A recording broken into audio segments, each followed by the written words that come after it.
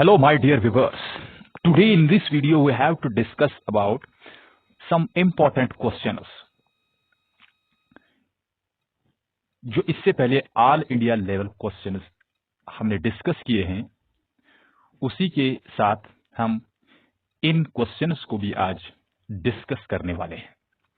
I hope आपको बहुत ज्यादा मजा आता होगा इन न्यूमेरिकल्स को अंडरस्टैंड करने में और आपको वाकई एक अच्छी इंफॉर्मेशन मिलती होगी।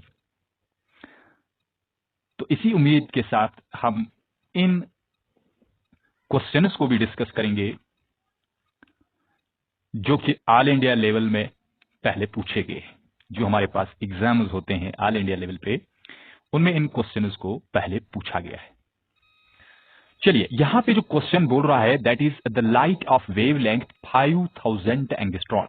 रिमेंबर प्लीज, आपको पता होगा जो हमारे पास यहाँ पे ये जो ए के ऊपर यहाँ पे एक जीरो जैसा होता है, इसको हम एंगस्ट्रॉन बोलते हैं। लेकिन अगर एक्चुअल में देखा जाए तो एंगस्ट्रॉन जो होता है that is in this way. Writing में यहाँ पे थोड़ी बहुत प्रॉब्लम हुई है, तो कोई दिक्कत की बात नहीं है। आपको पता है एंगस्ट्रॉन जो है इसको इस तरीके से हम लोग लिखते हैं। ये वाला एक्चुअली एंगस्ट्रॉन का सिंबल है। चलिए, बहुत अच्छी बात, आपने ये पॉइंट तो सीख लिया। अब यही चीज जो है fall on a plane reflecting surface, ये जो लाइट है जिसका हमारे पास 5000 एंगस्ट्रॉन वेवलेंथ है, वो एक रिफ्लेक्टिंग सरफेस, जो प्लेन रिफ्लेक्टिंग सरफेस है, उस पे ये हिट कर रहा है। What are the wavelength and frequency of reflected light. उसके बाद वो लाइट जो है वो उस सरफेस से रिफ्लेक्ट होती है। आपको उसका वेवलेंथ बताना है, उसका फ्रीक्वेंसी बताना है। For what angle of incidence is the reflected ray normal to the incident ray. इसका मतलब है जो इंसिडेंट लाइट रे है और जो हमारे पास रिफ्लेक्टेड लाइट रे हैं, ये दोनों के दोनों जो है नॉर्मल टू ईच अदर है। तो प्लीज यहां पे पूरा आप समझ लेना कि आपको पता है कि हमारे पास जो वेव लेंथ होता है इसको हम डिनोट करते हैं लैम्बडा से। आई होप ये बात तो आपको समझ आई होगी। कितना है हमारे पास lambda? That is 5000 angstrom. I hope ये बात तो आपको समझ आई। अच्छा, यहां पे 5 इंटू 10 रेज़ड पावर 3 तो हम आराम से लिख सकते हैं। इंटू साथ में एक एंगस्ट्रॉन जो होता है इसको अगर हम मीटर में कन्वर्ट करेंगे, एक एंगस्ट्रॉन जो होता है वो कितना मीटर होता है? 10 रेज़ड पावर -10 मीटर। प्लीज इस चीज को हमेशा के लिए आप यहां याद रख लेना। तो यहां पे आ जाएगा 10 रेज़ड पावर -10, मीटर में कन्वर्ट कर देंगे। अब ये जो यहां पे है this will become 5 into 10 raised power -7। Remember, ये हमारे पास बन गया वेव लेंथ। अब ये जो वेव लेंथ है ये एक्चुअली किसका वेव लेंथ है? लाइट का वेव लेंथ है, जिसको हम किस पे फॉल कर रहे हैं? एक प्लेन रिफ्लेक्टिंग सरफेस पे। चलिए आगे बढ़ते हैं। उसके बाद आप मुझे बताइए, अगर आपको फ्रीक्वेंसी निकालनी होगी तो आप कैसे फ्रीक्वेंसी को निकाल लोगे? आपको पता है एक फॉर्मूला होता है nu equal to c by lambda. I hope ये बात तो आपको समझ आई होगी कि जो हमारे पास रिलेशन होता है किस किस के दरमियान, ये होता है भैया रिलेशन बिटवीन किस किस के दरमियान? वेवलेंथ, एक तो वेवलेंथ के दरमियान, एंड साथ में किस किस के दरमियान? फ्रीक्वेंसी के दरमियान। ये होता है एक्चुअली द रिलेशन। साथ में सी जो आपके पास यहां पे है, तो सी तो आपको पता ही है, ये है कांस्टेंट, यानी सी जो है that is speed of light, speed of light. I hope ये बात तो आपको समझ आई होगी। चले इसी फ्रीक्वेंसी को हम लोग यहां पे निकालेंगे। तो न्यू जो है that is equal to 3 into 10 raised power 8 divided by, यहां पे लेमड़ा है, तो लेमड़ा क्या है? That is 5 into 10 raised power -7। I hope ये बात तो आपको समझ आई होगी। जब हम इसको सॉल्व करेंगे तो यहां पे एक तो 3/5 मिलेगा, उसके बाद into 10 raised power 8 into 10 raised power 7 मिलेगा। आई होप ये बात तो आपको समझ आई होगी। अब देखिए 8 और 7, ये तो 15 बनेगा। इसका मतलब है 3 divided by 5 into 10 raised power 15। ये बात तो आपको समझ आई होगी। इस चीज को अगर हम थोड़ा बहुत आगे सॉल्व करेंगे तो यहां पे हमारे पास एक्चुअल में वैल्यू जो आता है that is 6 into 10 raised power 14, लेकिन hertz. Why? Because it is actually the frequency. Frequency का यूनिट आपको याद है, दैट इज हर्ट्स। ये हमारे पास है, दैट इज द फ्रीक्वेंसी। पता चल गया वेवलेंथ के बाद फ्रीक्वेंसी इस लाइट का क्या है। क्लियर सी बात है, फ्रीक्वेंसी तो मिल गया। अब अगर आपके पास फ्रीक्वेंसी मिल गया तो मुझे बताइए यहां पे और क्या बोल रहा है क्वेश्चन में। बोल रहा है कि for what angle of incidence is reflected, यानी मतलब इंसिडेंट जो लाइट है और साथ में जो रिफ्लेक्टेड लाइट है वो दोनों के दोनों आपस में नॉर्मल है। यानी अब देखिए पूरा ध्यान रखना, ऑन रिफ्लेक्शन की बात अगर हम करेंगे, ऑन रिफ्लेक्शन की हम बात करेंगे तो मुझे एक चीज बताइए, इससे पहले मैंने आपको बताया था रिफ्लेक्शन में मुझे बताइए कि जो हमारे पास वेवलेंथ होती है और जो हमारे पास फ्रीक्वेंसी होती है, क्या वो चेंज होती है? नहीं, चेंज नहीं होती है। There is no change, there is no change of wavelength. Wavelength का कोई चेंज नहीं होता है, साथ में और फ्रीक्वेंसी, कोई फ्रीक्वेंसी का चेंज नहीं होता है। क्योंकि आपको पता है कि रिफ्लेक्शन में जब लाइट हमारे पास आती है इस तरीके से, हमारे पास मिरर होता है, प्लेन सरफेस होता है, रिफ्लेक्टिंग सरफेस होता है, पहले लाइट रे आती है और वो बाद में रिफ्लेक्ट होकर वापस चली जाती है, लेकिन जिस मीडियम में वो आती है उसी मीडियम में वापस भी चली जाती है। तो यहां पे कोई भी फ्रीक्वेंसी और हमारे पास जो वेवलेंथ है, ना तो वेवलेंथ चेंज होती है ना तो फ्रीक्वेंसी चेंज होती है। तो मुझे बताइए नया जो हमारे पास रिफ्लेक्टेड लाइट रे होगा ये तो होगा इंसिडेंट, लेकिन ये तो हो गया रिफ्लेक्टेड। तो मुझे बताइए रिफ्लेक्टेड लाइट रे के लिए हमारे पास जो वेवलेंथ होगा उसको हम लेमड़ा डैश से डिनोट करेंगे, तो वो तो लेमड़ा के बराबर ही होगा। लेकिन लेमड़ा तो मैंने ऊपर ही आपको बताया वो किसके बराबर है, 5000 एंगस्ट्रॉन, यानी सेम वही होगा, कोई दिक्कत की बात नहीं है। अब देखिए फ्रीक्वेंसी जो है वो भी हमारे पास नया फ्रीक्वेंसी हम रिप्रेजेंट करेंगे न्यू डैश से, लेकिन वो तो पुरानी फ्रीक्वेंसी के बराबर होगा क्योंकि यहां पे रिफ्लेक्शन हो रहा है, कोई भी यहां पे मीडियम चेंज नहीं हो रहा है। तो इतना हमारे पास हर्ट्ज ऊपर अभी निकला। तो देखिए अब उसके बाद यहां पे क्या बता रहा है कि यहां पे आपको मैं बताना चाहूंगा कि यहां पे बता रहा है कि इंसिडेंट लाइट रे अगर देखेंगे तो और साथ में रिफ्लेक्टेड लाइट रे जो है वो दोनों के दोनों नॉर्मल है। तो देखिए अगर ये नॉर्मल है यानी इंसिडेंट लाइट रे, बताइए इंसिडेंट लाइट रे, इंसिडेंट लाइट रे एंड साथ में जो होगा रिफ्लेक्टेड लाइट रे, रिफ्लेक्टेड लाइट रे और नॉर्मल, ये तो नॉर्मल है भैया। अगर ये नॉर्मल है तो मुझे ये चीज बताइए नॉर्मल होने के बाद उनका इंसिडेंट एंगल और रिफ्लेक्टेड एंगल जो होगा वो दोनों के दोनों 90 के बराबर होंगे या नहीं होंगे। देखिए यहां पे देखिए अगर मैंने यहां पे नॉर्मल डाला तो नॉर्मल डालने के बाद यहां पे इंसिडेंट एंगल बनेगा और यहां पे हमारे पास रिफ्लेक्टेड एंगल बनेगा, लेकिन ये टोटल एंगल जो है आपको पता है, इससे पहले भी मैंने बताया ये 90 के बराबर होगा। तो यहां देखिए अगर इंसिडेंट एंगल ये है प्लस साथ में हमारे पास रिफ्लेक्टेड एंगल है, लेकिन यहां रिफ्लेक्शन हो रहा है, लॉ ऑफ रिफ्लेक्शन तो कंफर्म ओबे होगा, इसके बदले भी हम आई ही ले लेंगे। क्या ले लेंगे? आई ही ले लेंगे। तो अगर मैंने आई ले लिया तो ये हमारे पास आई है that is equal to 90 degree, तो ये हमारे पास 2i बनेगा इक्वल टू 90 डिग्री। तो मुझे बताइए आई जो है आई किसके बराबर मिलेगा, वो मिलेगा 90 divide by 2 that is equal to 45 degree. तो इंसिडेंट एंगल जो हमारे पास होगा वो मैं बताना था, एंगल ऑफ इंसिडेंस क्या है, तो एंगल ऑफ इंसिडेंस जो होगा वो हमारे पास 45 डिग्री होगा। आई होप ये बात आपको बिल्कुल अच्छे तरीके से समझ आई होगी, कोई दिक्कत की बात इसमें नहीं है। तो रिफ्लेक्टेड एंगल भी यहां पे क्या होगा, अगर आपको बोलेगा कोई कि रिफ्लेक्टेड एंगल हमारे पास किसके बराबर है, वो भी हमारे पास 45 डिग्री के बराबर ही होगा, इसमें भी कोई दिक्कत की बात नहीं है। क्योंकि लॉ ऑफ रिफ्लेक्शन जो है, लॉ ऑफ रिफ्लेक्शन यहां पे मैं बताऊंगा, यहां पे मैंने बताया law of reflection, law of reflection use होता है, एंगल आई जो होता है वो एंगल आर के बराबर होता है। आई होप ये बात आपको समझ आई होगी। चलिए बहुत अच्छी बात है।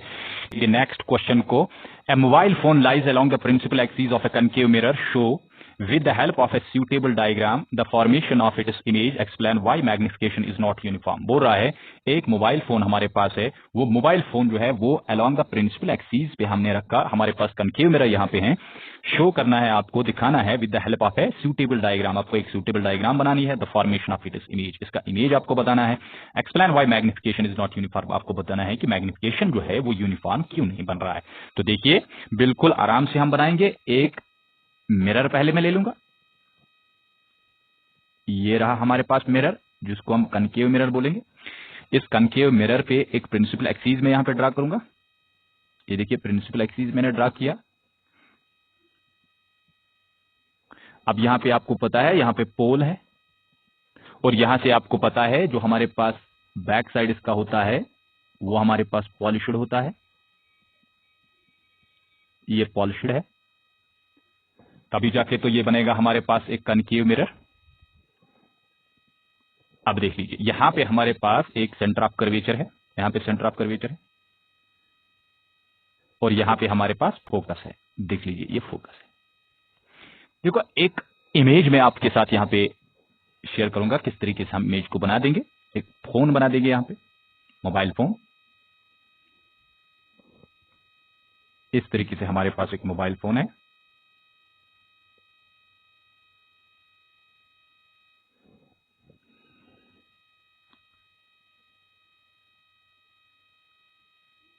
बिल्कुल आराम से बना देंगे।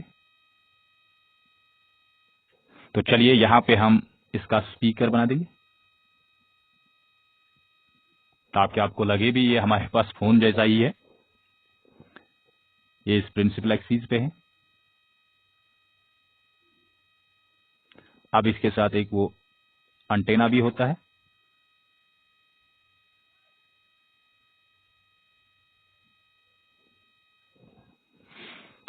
अब देखिए फर्स्ट लाइट रे जो है that goes parallel to the principal axis.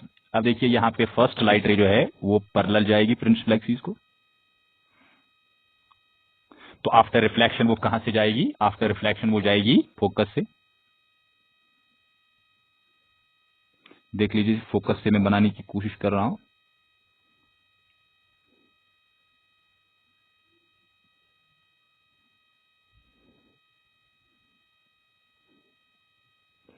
Focus से जाएगी,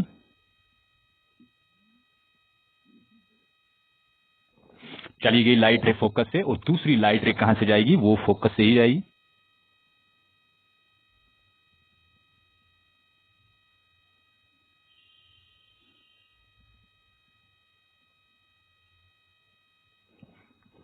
और ये आफ्टर रिफ्लेक्शन कहीं पे पैरेलल, मान लीजिए ये तो पैरेलल चली जाएगी, आफ्टर रिफ्लेक्शन तो ये पैरेलल जाएगी। बड़े आराम से फिगर को बना देंगे। अच्छा पैरेलल जाने के बाद ये कहीं ना कहीं मीट हो जाएगी। चलिए ये इस पॉइंट पे मीट हो गई, इस पॉइंट पे ये मीट हो गई। अब देखिए मैं अब एक और लाइट रे यहां से ले आऊंगा, वो इस एंटेना से स्टार्ट होगी, वो भी फोकस से चली जाएगी। इसमें मैग्निफिकेशन का डिफरेंस आ रहा है, तो देख लीजिए यहां पे ये वाली लाइट रे जो है ये भी पैरेलल चली गई। अब फोन का स्ट्रक्चर आपको बताना है। फोन का स्ट्रक्चर जरा देखिए किस तरीके से हम बनाएंगे। यहां पे मैं इस सी को पहले हटा दूंगा, तो देख लीजिए ये हमारे पास एक फोन का स्ट्रक्चर बनेगा।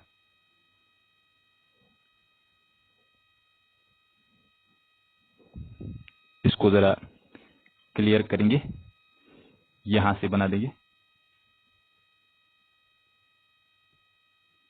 यह है स्ट्रक्चर फोन का, किस तरीके से फोन बनने वाला है, पूरा ध्यान रखना।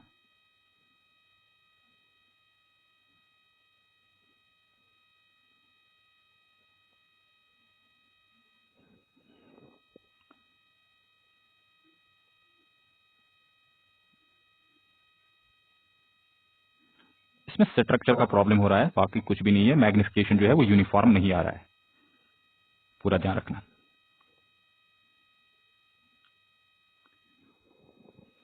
देख लीजिए यहां पे इसका वो स्पीकर बना देंगे, और यहां पे हमारे पास इसका एंटेना मिलेगा।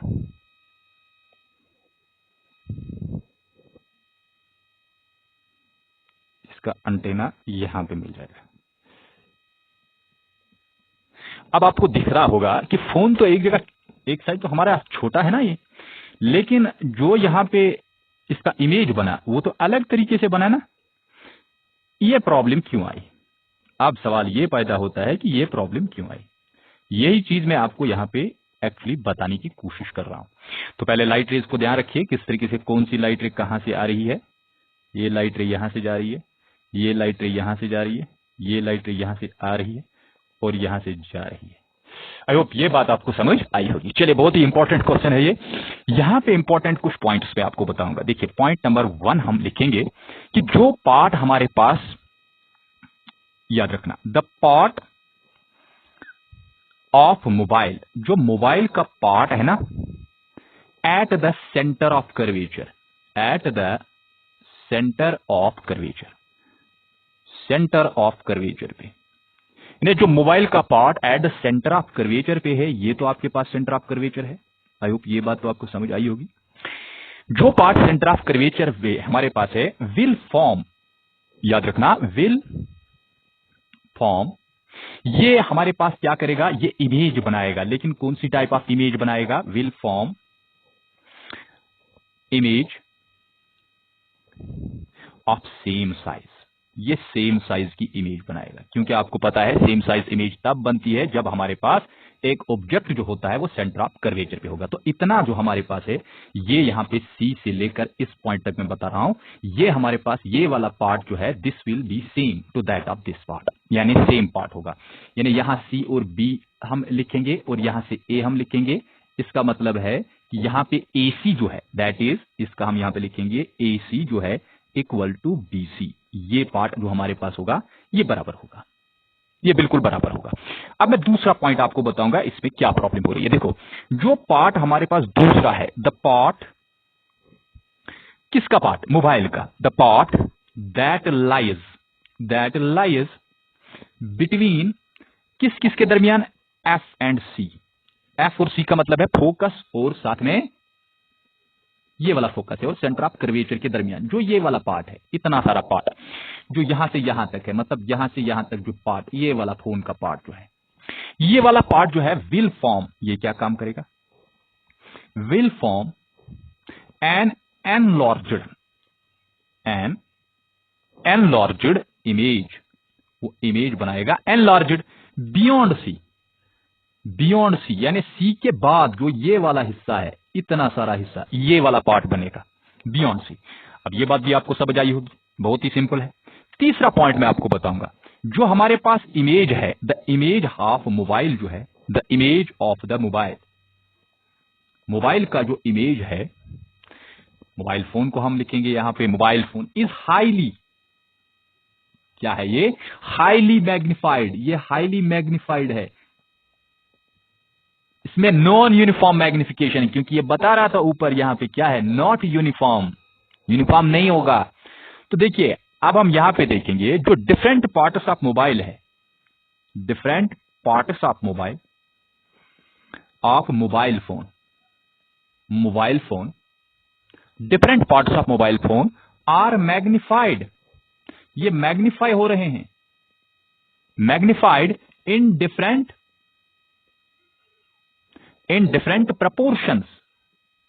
प्रपोर्शंस, यानी अलग अलग तरीके से ये हो रहे हैं मैग्निफाई। बिकॉज, क्यों, ऐसा क्यों है? Because of their different locations, यानी डिफरेंट लोकेशंस की वजह से ये कुछ पार्ट जो मोबाइल का है वो सेंटर ऑफ कर्वेचर पे बैठा है, कुछ पार्ट जो है वो सेंटर ऑफ कर्वेचर और फोकस के दरमियान है, इसलिए ये प्रॉब्लम हो रहा है। फ्रॉम द, कहां से? From the concave, remember, from the concave mirror, concave mirror से वो अलग अलग पॉइंट्स पे बैठा हुआ है। That is why the image is, जो इमेज हमारे पास है, इमेज इज डिस्टॉर्ट, यानी ये जो होता है, ये इमेज जो है ये एक यूनिफॉर्म नहीं दिखा रहा है, यूनिफॉर्म फॉर्म में नहीं होता है, लेकिन यहां पे क्या होता है, यहां पे नॉन यूनिफॉर्म होता है, नॉट यूनिफॉर्म। चले और एक क्वेश्चन लेते हैं, बहुत ही सिंपल, ये तो बिल्कुल इजी था, सिर्फ रे डायग्राम बताना था, और यहां पे कौन सा रीजन है कि ये हमारे पास नॉन यूनिफॉर्म। अब देखिए यहां पे, सपोज द लोअर पार्ट, जो लोअर हाफ होगा कनकेव मिरर का, concave mirror is reflecting surface is covered with an opaque material। अगर ये वाला पार्ट, नीचे वाला पार्ट जो हमारे पास है, अगर ये opaque मटेरियल से हम लोग क्या करेंगे, बंद करेंगे, what effect this will have on the image of the object, image जो ऑब्जेक्ट की है उस पर कौन सा इफेक्ट पड़ेगा? ये इससे पहले भी मैंने वीडियो में आपको बताया था, बहुत बार ऐसा क्वेश्चन पूछा जाता है। देखो आपको तो लगता होगा कि यहाँ पे कुछ शायद जो नीचे वाला पोर्शन हमारे पास, जो यहाँ पे अगर कनकेव मिरर है, इस तरीके से कनकेव मिरर है, ये जो नीचे वाला पार्ट है शायद इसका इमेज बनेगा ही नहीं। देखो नहीं, ऐसी बात नहीं होती है। क्यों नहीं ऐसा होता है? क्योंकि ये जो काम कर रहा है, देखो पॉइंट टू बी क्लियर, जो हमारे पास एरिया ऑफ रिफ्लेक्टिंग सरफेस होता है, ये याद रखना, area of reflecting surface, reflecting surface, जो एरिया ऑफ रिफ्लेक्टिंग सरफेस है। अब हमारे पास रिफ्लेक्टिंग सरफेस वाला पोर्शन कौन सा है? ये वाला पोर्शन है, ये तो रिफ्लेक्टिंग पोर्शन है। ये वाला हमारे पास ओपैक है, this is opaque, this is opaque. तो please remember this is opaque. लेकिन ये वाला हमारे पास है रिफ्लेक्टिंग, रिफ्लेक्टिंग सरफेस। अब यहां पे जो एरिया होगा रिफ्लेक्टिंग सरफेस का, वो क्या है? वो एक्चुअली रिड्यूस हो रहा है, हैज बीन रिड्यूस्ड, यानी वो तो रिड्यूस हो रहा है। अगर वो रिड्यूस हो गया लेकिन रिफ्लेक्टिंग सरफेस रिड्यूस हो गया, रिफ्लेक्टिंग सरफेस कम है, अब उसका मतलब ये नहीं है कि इमेज जो है, इमेज का हाफ पोर्शन हमें मिलेगा, नहीं, ऐसी बात नहीं है। उससे क्या होता है, जो इंटेंसिटी होती है, द इंटेंसिटी जो हमारे पास होती है इमेज की, the intensity of the image, जो इंटेंसिटी इमेज की होती है वो क्या हो जाती है, विल बी लो। इंटेंसिटी हमारे पास कम होगी, यानी दैट इज वो हाफ होगी, इंटेंसिटी यहां पे आधा होगा। लेकिन ऐसी बात नहीं है कि यहां पे ऑब्जेक्ट रखेंगे तो फिर इसका मतलब है ये वाला पोर्शन ओपैक मटेरियल है तो फिर ये मतलब इमेज को आधा कर देगा, नहीं, ऐसी बात नहीं है। रिफ्लेक्टिंग सरफेस का एरिया कम हो गया, बट वो अपना काम जरूर करेगा। और दूसरी बात यह है कि इंटेंसिटी सिर्फ इमेज की क्या हो जाएगी, वो कम हो जाएगी, बाकी कोई चीज यहां प्रॉब्लम नहीं करेगा। आई होप ये बात आपको समझ आई होगी। बहुत ही सिंपल था ये, बहुत ही इजी क्वेश्चन थे ये। आज हमने 2 ही क्वेश्चन आपके लिए यहां पे किए ताकि हमारा जो वीडियो है उस वीडियो की लेंथ जो है वो भी बड़ी लिमिटेड रहे। ज्यादा बड़े वीडियोस हम बनाना नहीं चाहते हैं, क्यों? क्योंकि उसमें फिर अपलोडिंग में प्रॉब्लम होती है, ज्यादा टाइम लगता है अपलोडिंग में। तो इसलिए हमने 30 मिनट्स का वीडियो ही रखा आज के लिए। तो आई होप आपको ये सभी चीजें समझ आई होगी। तो हम आपसे यही उम्मीद करते हैं कि इन वीडियोस को आप आगे भी शेयर कीजिए, ताकि बहुत सारे लड़के जो है, बहुत सारे स्टूडेंट्स जो है, जिनको इन वीडियोस की बहुत जरूरत होती है, तो इसलिए आगे भी शेयर किया करो, लाइक किया करो और हमारे चैनल को सब्सक्राइब कीजिए, ताकि हमें उससे मोटिवेशन मिले और हम आपके लिए और बहुत अच्छे अच्छे कंसेप्ट्स लाते रहेंगे। तब तक के लिए अल्लाह हाफिज। Thank you to all of you.